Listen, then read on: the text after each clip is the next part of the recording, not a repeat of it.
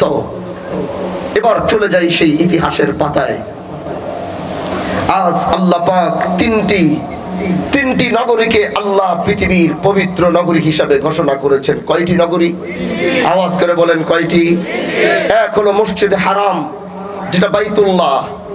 দুই হচ্ছে মসজিদে নববী, যেদিকে নবী আলাইহিস সালাম শুয়ে আছেন। তিন হলো মুসলমানদের প্রথম কিবলা বাইতুল মুকাদ্দিস, মসজিদে আকসা।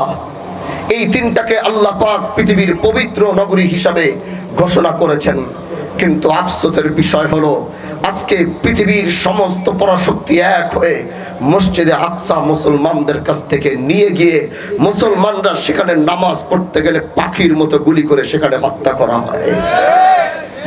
আজকে সেই নগরী আমাদের, মসজিদে আকসা আমাদের পবিত্র নগরী, সেই মাটি আমাদের, সেই মসজিদ আমাদের।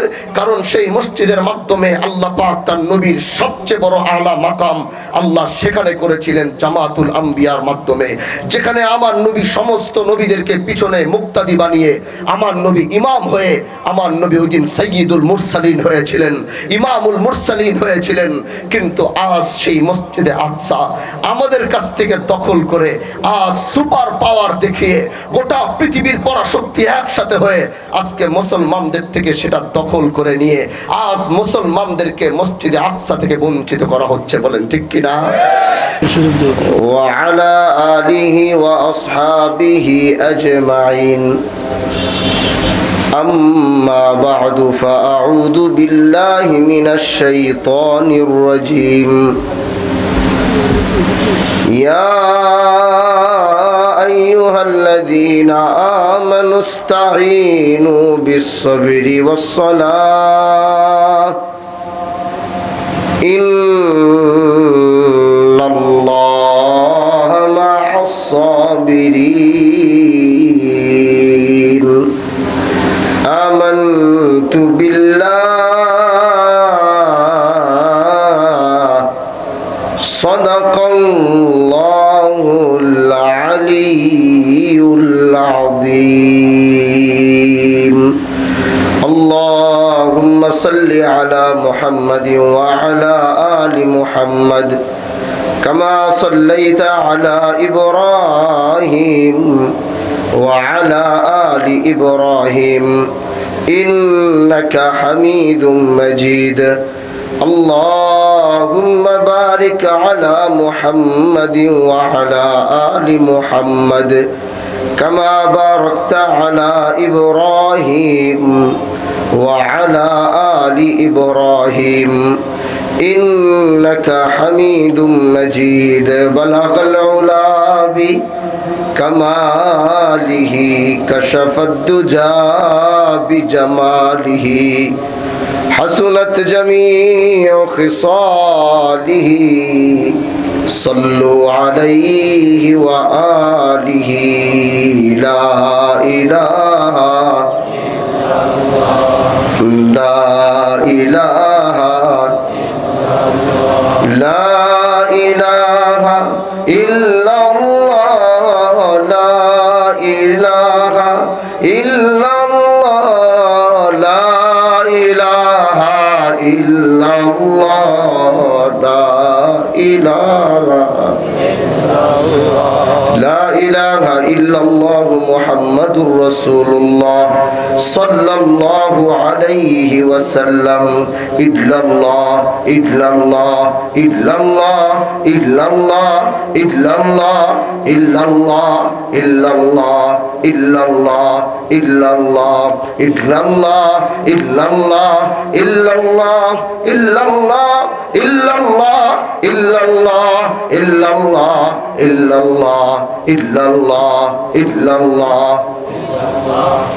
الله إلا الله لا إله إلا الله محمد رسول الله صلى الله عليه وسلم الله الله الله الله الله الله الله الله الله الله الله الله الله الله الله الله الله আল্লাহ আল্লাহ আল্লাহ আল্লাহ আল্লাহ আল্লাহ আল্লাহ আল্লাহ আল্লাহ আল্লাহ আল্লাহ আল্লাহ আল্লাহ আল্লাহ আল্লাহ আল্লাহ আল্লাহ আল্লাহ আল্লাহু আল্লাহ জাল্লা জালালুহু ওয়া জাল্লা শানুহু ওয়া আম্মা নাওয়ালুহু ইয়া জাল জালালি ওয়াল ইকরাম। কি ভাই কি বললেন কানে কানে তো मेरे दोस्तों, मेरे अजीजों, मेरे प्यारों, লম্বা আলোচনা আমি কমনেই করব না। 10টা বাজে বয়ানে ওঠার কথা, উঠলাম 11টায়। সারাদিন রাজনৈতিক কাজ নিয়ে ব্যস্ত থাকি, আর সন্ধ্যার পরে মাহফিল করি, ঘুমানোর সুযোগ থাকে না। এজন্য শরীর ঠান্ডা, গলা ভাঙা, তারপরেও আপনাদের ভালোবাসার মহব্বতে আসলে এতক্ষণ বসা। এজন্য লম্বা দীর্ঘ আলোচনা করব না, সংক্ষিপ্ত কথা বলেই হয়তো বিদায় নিব। কিন্তু যতক্ষণ আলোচনা চলবে, থাকবেন না যাবেন? আগেই বলেন, থাকবেন না যাবেন? বেশি লম্বা কথা বলবো না। 2 হাত উঠায় বলেন আল্লাহু আকবার। কি আওয়াজ দিলেন এটা? হ্যাঁ, কি আওয়াজ দিলেন? মাইক 2টা মাঝখানে এত ফাঁকা, কিন্তু কথাগুলো আজ মন দিয়ে দিল দিয়ে শুনবেন। আমি শুধু মুসলমানদের 2টা শক্তির কথা বলে আজকে এখান থেকে বিদায় নিব। যেই 2টা শক্তি আল্লাহ নিজে মুসলমান এবং ইমামদারদেরকে দিয়েছিল, আজকে যেই শক্তি হারাবার কারণে আমরা দেখতে পাই আমাদের বাংলাদেশের পাশেই 2টা বর্ডার রয়েছে। এক হচ্ছে মায়ানমার, আরেক হচ্ছে ভারত। কয়েক বছর আগে দেখলাম সেই মায়ানমার থেকে লক্ষ লক্ষ মা বোনেরা মাথার উপরে হাড়ি পাতিল নিয়ে, সন্তানগুলাকে কোলে নিয়ে, নিজের মাটি, নিজের ভিটা, নিজের ঘর সব কিছু ছেড়ে তারা বাংলাদেশে আগমন করেছে। কিন্তু মায়ানমারে মুসলমানদেরও বসবাস রয়েছে, মায়ানমারে হিন্দুদেরও বসবাস রয়েছে, মায়ানমারে অন্য ধর্ম অবলম্বীদেরও বসবাস রয়েছে। কিন্তু সেই মাটি হারা হয়েছে কারা?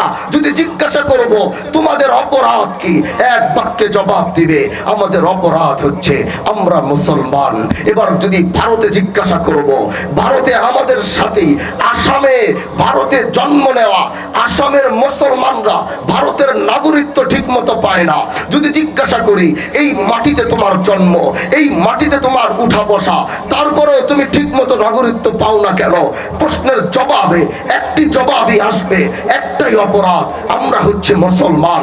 আজকে ভারতের কাশ্মীরে বছরের পর বছর সেখানে পাখির মতো গুলি চালিয়ে মুসলমানদেরকে শহীদ করা হয়। যদি একবার জিজ্ঞাসা করব, প্রশ্ন করব কেন, জবাব একটাই আসবে, আমরা হচ্ছে মুসলমান। যদি ফিলিস্তিনের কথা বলবো, যে ফিলিস্তিনে প্রতিদিন এই পর্যন্ত আজ 70টা বছর ধরে হাজার হাজার কত কোটি মুসলমানকে শহীদ করা হয়েছে, কত মা বোনদের ইজ্জত লুণ্ঠন করা হয়েছে, কত সন্তানকে এতিম করা হয়েছে, এটার কোনো হিসাব নাই। যদি জিজ্ঞাসা করব তোমাদের অপরাধ কি, একটাই জবাব আসবে, আমরা হচ্ছে মুসলমান। দোস্ত, কথাগুলো একটু বুঝবেন, সংক্ষেপে বলবো, লম্বা করব না। একটু শুধু বুঝবেন কথাগুলো, তার কারণটা কি। আমরা তো মায়ের খাবার জাতি ছিলাম না, আমরা তো মায়ের দেওয়ার জাতি ছিলাম। পৃথিবী আমাদের হাতের মুঠায় ছিল, পৃথিবীর কর্তৃত্ব ছিল মুসলমানদের, পৃথিবীর বাদশাহিত্ব ছিল মুসলমানদের।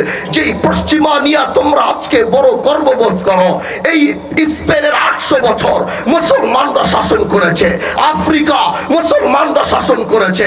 আজ যে ভারতের হিন্দুস্তান, হিন্দুস্তানের প্রতিটা বড় যেই ভবনগুলো নিয়ে তারা গর্ব করে, পর্যটক কেন্দ্রগুলো নিয়ে যারা গর্ব করে, সেই প্রতিটা পর্যটক কেন্দ্র স্থাপনা মুসলমানের হাতের তৈরি।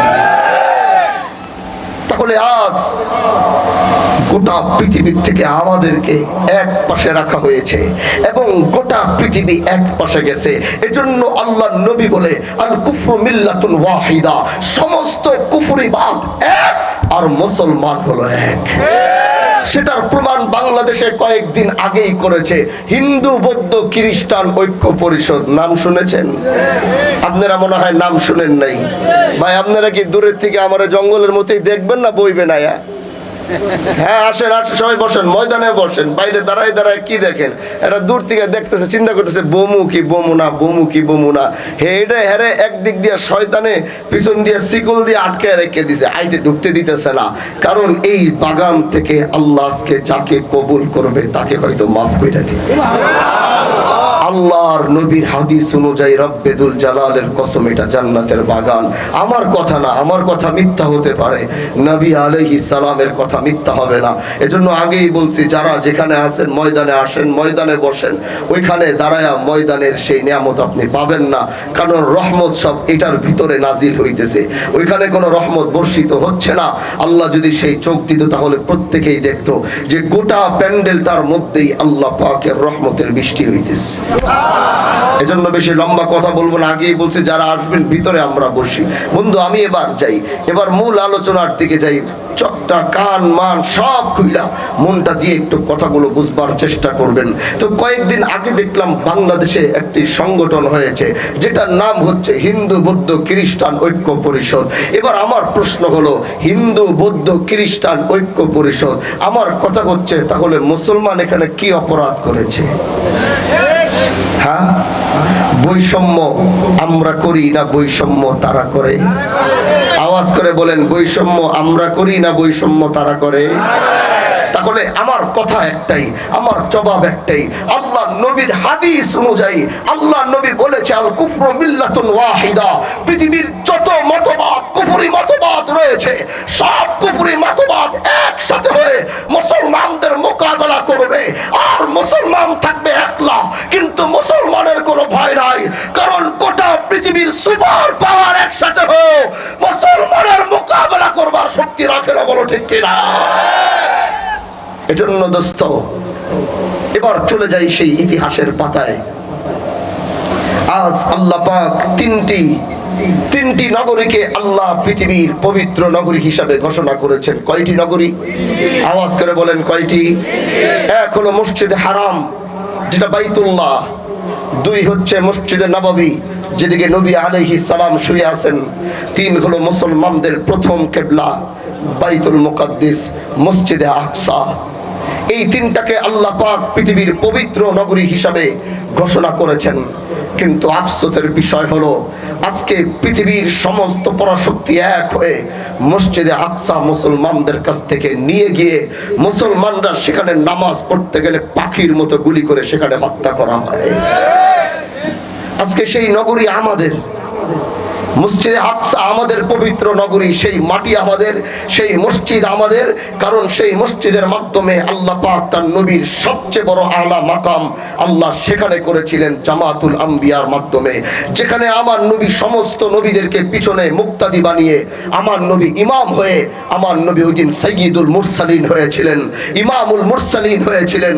কিন্তু আজ সেই মসজিদে আকসা আমাদের কাছ থেকে দখল করে, আজ সুপার পাওয়ার দেখিয়ে গোটা পৃথিবীর পরাশক্তি একসাথে হয়ে আজকে মুসলমানদের থেকে সেটা দখল করে নিয়ে আজ মুসলমানদেরকে মসজিদে আকসা থেকে বঞ্চিত করা হচ্ছে, বলেন ঠিক কিনা? কিন্তু ইনশাআল্লাহ এমন একদিন আসবে এই মসজিদে আকসা আমরা আবার বিজয় করব। এবার যাই সংক্ষেপে একটু ইতিহাসে, যে এই মসজিদে আকসা আমরা বিজয় কিভাবে করেছিলাম। শুনতে রাজি আছেন? বলেন রাজি আছেন? তার আগে দুই হাত উঠে আরেকবার বলেন তো আল্লাহু আকবার। এবার বলি খলিফাতুল মুসলিমিন, মনে রাখবেন কথাগুলো কাজে লাগবে। খলিফাতুল মুসলিমিন হযরতে ওমর, নাম শুনেছেন? হযরতে ওমর রাদিয়াল্লাহু তাআলা আনহু। বন্ধু আমার, দিলটা লাগাইয়া, অন্তর লাগাইয়া, মন লাগাইয়া কথাগুলো আজকে বুঝে যাবেন। আজ দেখেন না ঈমানটা একটু মজবুত করা যায় কিনা। ও মুসলমান, আমি তোমাদের এইখানে উপস্থিত হবার একটাই কারণ, বাংলার মুসলমানদের ঈমানগুলোকে আবার মজবুত করা। যখনই দেশের জন্য, ইসলামের জন্য আবার তোমাকে প্রয়োজন হবে, আল্লাহর দ্বীনের চূড়ান্ত বিজয়ের জন্য শহীদি তামান্না নিয়ে যেন তুমি ময়দানে ঝাঁপিয়ে পড়তে পারো। এজন্য বন্ধু দিলটা লাগাও, অন্তর লাগাও, কথাগুলো একটু বোঝার চেষ্টা করো। খলিফাতুল মুসলিমিন আমিরুল মুমিনিন হযরতে ওমর রাদিয়াল্লাহু তাআলা আনহু, তিনি তার একজন বিশাল বড় কাফেলা তিনি মদিনার থেকে সেই মসজিদে আকসার নগরী জেরুজালেম নগরীতে তিনি পাঠাইলেন এবং বলল, তোমরা যাইবা, তোমরা গিয়া বলবা তোমাদেরকে আমিরুল মুমিনিন পাঠিয়েছে, তোমরা গিয়া বলবা এই মসজিদে আকসা মুসলমানদের কাছে বুঝিয়ে দেবার জন্য, এবং তোমরা সেই মসজিদে আকসা বুঝে তারপরে মদিনার মাটিতে আইসা তোমরা আমাকে আবার বুঝাইয়া দিবা। খলিফাতুল মুসলিমিনের এই কাফেলা সেই মদিনার থেকে রওনা দিয়ে জেরুজালেম নগরী মসজিদে আকসার নগরীতে গিয়ে পৌঁছায়া এবার ইহুদিদের সাথে দেখা করলো। ইহুদিরা তাদেরকে জিজ্ঞাসা করলো, তোমরা কেন আসছো? এবার সমস্ত কাফেলার আমির বলে, আমাদেরকে আমিরুল মুমিনিন খলিফাতুল মুসলিমিন হযরতে ওমর আমাদেরকে পাঠিয়েছে। কেন পাঠিয়েছে ভাই? এই মসজিদে আকসা আমাদেরকে বুঝিয়ে দেবার জন্য বলেছে। মসজিদে আকসার চাবি, জেরুজালেম নগরীর চাবি মুসলমানদের হাতের মধ্যে বুঝিয়ে দেওয়ার জন্য বলেছে। এবার সমস্ত ইহুদিরা এক বাক্যে বলে উঠলো, হায় হায়, কি বলো তোমরা? তোমাদের সাথে আমরা এই বিষয় কোনো কথা বলতে রাজি না। যদি এই বিষয় কথাই বলতে হয় তাহলে আমরা তোমাদের আমিরুল মুমিনিন হযরতে ওমরের সাথে সরাসরি কথা বলবো। ওমর যদি সরাসরি কথা বলতে চায় তাহলে তাকে গিয়ে বলবা তাই যেন সরাসরি আমাদের সাথে এসে কথা বলে, তাহলে আমরা এই বিষয়ে কথা বলবো, না হলে আমরা এই বিষয়ে কোনো কথা বলবো না। সেই জেরুজালেম নগরী থেকে ওমর রাদিয়াল্লাহু তাআলা আনহুর সেই কাফেলা মদিনার মাটিতে ফেরত আসলো। মদিনার মাটিতে ফেরত আসবার পরে এবার আমিরুল মুমিনিন জিজ্ঞাসা করে, বুঝা পাইলা কিনা? এক বাক্যে তারা বলে, এই সেই মানুষ, সেই ইহুদিরা আমাদের সাথে কোনো কথা বলে নাই, তারা আমাদের সাথে কোনো কথাই বলতে চায় নাই। তারা বলছে যদি কথা বলতে হয় তাহলে আমিরুল মুমিনিনের সাথে মসজিদে আকসার নগরী নিয়ে জেরুজালেম নগরী সরাসরি কথা হবে, আপনাদের সাথে আমাদের কোনো কথা নাই। যদি হয় তাহলে বলবেন তিনি যেন এসে আমাদের সাথে কথা বলে, এজন্য আমাদের সাথে এই বিষয়ে কোনো কথা বলে নাই। খলিফাতুল মুসলিমিন হযরতে ওমর এটা শুনবার পরে আর এক মিনিটও দেরি করে নাই। ওমর তার গোলাম রে ডাক দিয়া বলে, রে গোলাম, তাড়াতাড়ি উটটা রেডি কর। ওরে গোলাম, তাড়াতাড়ি উট রেডি কর। এবার গোলাম তাড়াতাড়ি উট রেডি করলো। ওমর এবার উটের সামনে দাঁড়িয়ে জেরুজালেম নগরীর দিকে রওনা হবে। ওমর ফিলিস্তিনের দিকে রওনা হবে। এবার উটটা ছাড়বার আগে গোলামকে ডাক দিয়ে বলে, এরে গোলাম, এই উট ছাড়ার আগে তোর সাথে আমার একটা চুক্তি নামা আছে। এবার বলে গোলাম বলে, ওরে আমি কিসের চুক্তি নামা? কয় মদিনা থেকে ফিলিস্তিনের মাটি তো কম দূর না, মদিনা থেকে জেরুজালেমের মাটি কম দূর না, এজন্য লম্বা সফর। এই লম্বা সফরের মধ্যে তোমার আর আমার চুক্তি নামা হচ্ছে, আমি একবার উটের উপরে বসবো, এ গোলাম তুমি উটের রশি ধরে টানবা, আর আরেকবার সময় সব ঠিক করে এবার বলে আরেকবার তুমি উটের উপরে বসবা, আমি আমিরুল মুমিনিন তোমার উটের রশি ধইরা টানবো। এবার গোলাম বলে, এটা আবার কেমন চুক্তি নামা? বলে হ্যাঁ। এবার আমিরের কথা তো গোলাম ফলাইতে পারে না। গোলাম এবার উটের উপরে বসে আমিরুল মুমিনিন টানে, আরেকবার আমিরুল মুমিনিন বসে ওমর রশি ধইরা টানে। এভাবে টানতে টানতে রওনা হয়ে যায়। ওই জায়গায় জেরুজালেম নগরী, আকসা নগরীর সমস্ত ইহুদিদের কাছে খবর পৌঁছায়া গেল, মদিনার মাটি থেকে আমিরুল মুমিনিনের কাফেলা রওনা হয়েছে। এই খবর পায়া সবাই জেরুজালেম নগরী, আকসার নগরীর প্রথম প্রধান ফটকের সামনে দাঁড়াইছে। শুধু একলা নয়, আল্লাহর পাঠানো আসমানি কিতাব তাওরাত নিয়ে সবাই হাজির হয়েছে, এবং তাওরাতের মধ্যে আল্লাহ পাক পাক এই তাওরাতের মধ্যে 1000 বছর আগে মদিনার খলিফার আগমনের দৃশ্য আল্লাহ ওই তাওরাতের মধ্যে আগেই বর্ণনা করেছেন। এবার ইহুদিরা তাওরাত খুলল, তাওরাতের মধ্যে লেখা মদিনার খলিফা এই মসজিদের নগরী বুঝে নেওয়ার জন্য যেদিন জেরুজালেম নগরী দিয়ে আসবে এবং ঢুকবে, ফিলিস্তিনের মাটিতে আগমনের দৃশ্যটা কেমন হবে। আল্লাহর কিতাব তাওরাত লেখে তার গোলাম উটের পিঠে রাজার বেশে বসে থাকবে, আর মদিনার সেই আমিরুল মুমিনিন গোলামের বেশে উটের রশি ধরে টানতে টানতে আসবে। ওই দিক থেকে সফর চলমান, কাছাকাছি চইলা আসছে। কাছাকাছি চইলা আসার পরে বন্ধু এবার জেরুজালেম নগরী একদম কাছে। এবার হিসাব অনুযায়ী গোলামের উটের উপরে বসা আর আমিরুল মুমিনিনের উটের রশি ধইরা টানা। কিন্তু গোলাম এবার ডাক দিয়া বলে, আমিরুল মুমিনিন, এতক্ষণ আপনি যে চুক্তিনামা দিয়েছেন সব চুক্তিনামা মাইনা নিলাম, কিন্তু এখন আমি আর উটের উপরে বসতে পারবো না। আমিরুল মুমিনিন বলে, কেন উটের উপরে তুমি বসতে পারবা না? কয়, আপনি আমার মুনিব না, আপনি হচ্ছে আমিরুল মুমিনিন, আপনি গোটা পৃথিবীর মুসলমানদের নেতা। আর আপনি আমাকে যদি উটের উপরে বসাইয়া আপনি যদি রশি টাইনা টাইনা এই ইহুদিদের এইখানে ঢুকবেন, তারা বলবে দেখো মুসলমানের বাদশার কোনো মান সম্মান ইজ্জত নাই। তারা মুসলমানদের নেতাকে ছোট করে দেখবে এবং তারা মুসলমানদেরকে ছোট নজরে দেখবে। এজন্য বাদশাহ আপনার হাতেও ধরি, আপনার পায়েও ধরি, এবার আপনি দয়া কইরা উটের উপরে বসেন না, আর আমি উটের রশিটা দইরা টানি। আমিরুল মুমিনিন বলে, না, চুক্তিনামা অনুযায়ী এখন তোমার বসার কথা, তোমারই বসতে হবে। আর তুমি বললাম